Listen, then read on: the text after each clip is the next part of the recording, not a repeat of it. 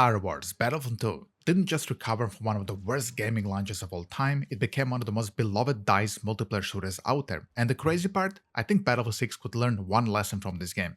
Today, we're deep diving into what Battlefront 2 got so right, from its immersive design to its legendary game modes and how those lessons could help Battlefield 6. If you're new here, hey, my name is Ace, I play every Battlefield game and Star Wars Battlefront 2 until Battlefield 6 launches.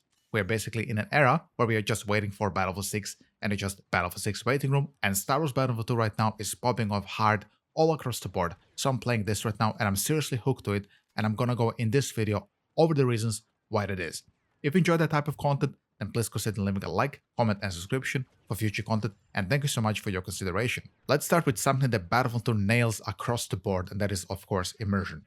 Every map, every sound effect, every tiny detail just feels like Star Wars. The sounds of blasters, the weight of the footsteps, the screaming of the TIE fighters when they fly over your head. You are in the Star Wars universe in Star Wars Battlefront 2. And if you grew up in the early 2000s like I have, I was born in 1991. One of the first memories I have of Star Wars is going to the cinema in 1999 with my father to see Star Wars Episode 1, The Phantom Menace. It's one of the best memories I have of my father, so I always connect Star Wars to that one memory.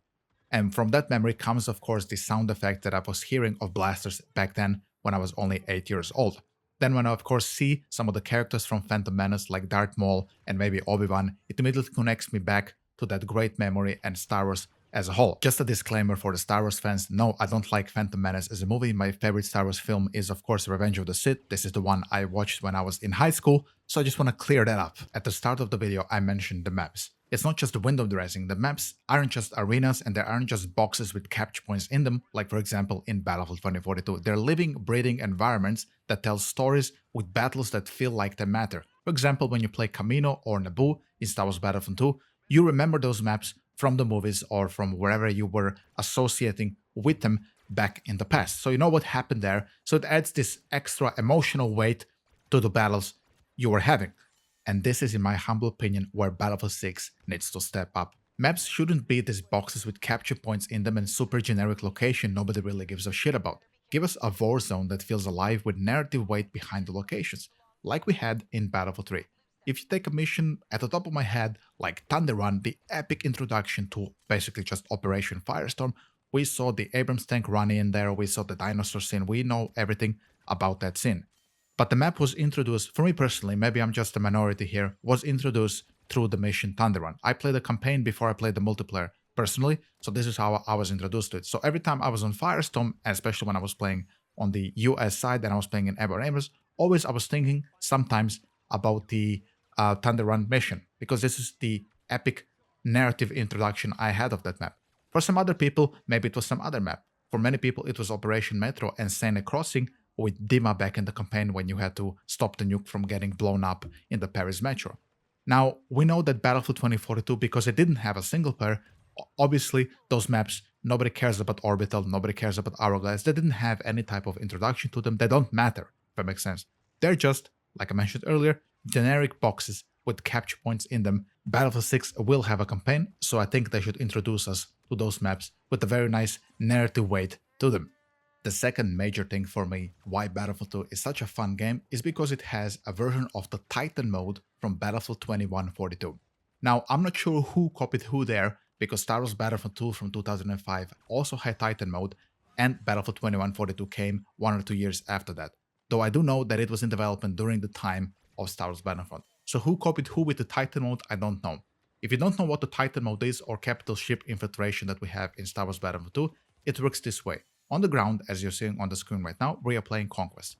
After one of the teams gets to 100%, like we are gonna do right now, we are gonna go up into the capital ship of the enemy team. In this case, we are gonna go into the Empire's capital ship. There, we have to destroy a couple of objectives, which in Battlefield 2042, for example, was consoles and like the command center, or whatever it was back then. I would really like to see Titan mode return in some shape or form in Battlefield. I think the last time we had something similar was in Battlefield 4 with the carrier assault mode. Unfortunately, I couldn't play much of that because all the servers banned me very quickly on the Naval Strike DLC. There was only a couple of servers running Naval Strike at that point, so I couldn't play much of it.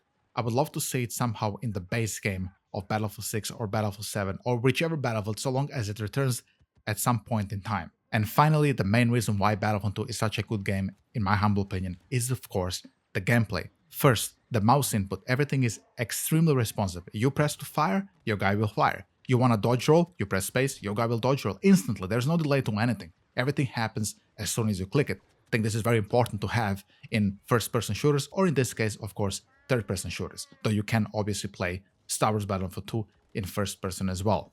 Then we have the Power Fantasy that respected balance for the most part. I think it's one of the smartest systems that DICE developed for Battlefield 2, and that's the way it handles that Power Fantasy. Heroes, so the Jedi and the Sith, are very powerful, yes, but they're not invincible. Squad play can still take them down.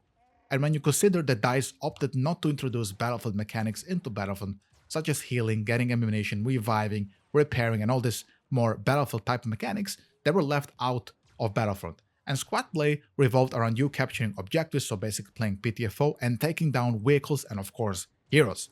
I really enjoyed the way that they cleverly introduced that type of power fantasy into Battlefront 2. So if you pick up a Jedi and you don't know what you're doing, you're gonna die very quickly to just the regular grunts on the battlefield.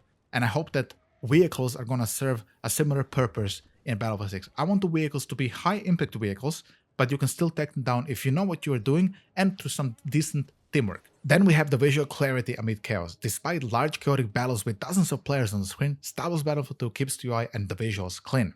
In my humble opinion, Star Wars Battlefront 2 has one of the best UIs I have ever played with in a first-person shooter. It's close to me to Overwatch 1, which for me personally believed was the best UI I had ever played with.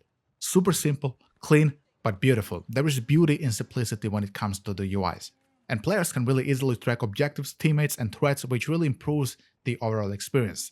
We have of course not seen the final UI for Battlefield 6, but I really hope that it falls in line with the simplicity of Star Wars Battlefront 2 and maybe be a mix of Star Wars Battlefront and Battlefield 4 UI to be very simple but a little bit more modern, so it's not just a copy of Battlefield 4. If you enjoyed this Star Wars Battlefront 2 video, I did create also a second channel where I will be posting no commentary gameplays and maybe some guides for Star Wars Battlefront 2. I will leave the link to that channel in this video's description, so go subscribe if you're just bored and have nothing to do and are just waiting for Battlefield 6. Speaking of Battlefield 6, we do know tomorrow is a playtest, so I'm gonna make a Battlefield video tomorrow and we're gonna go over the leaks which I'm sure are gonna come as usual in Battlefield. Thank you so much for watching, leave a like and a comment and I'll see you next time. Bye bye.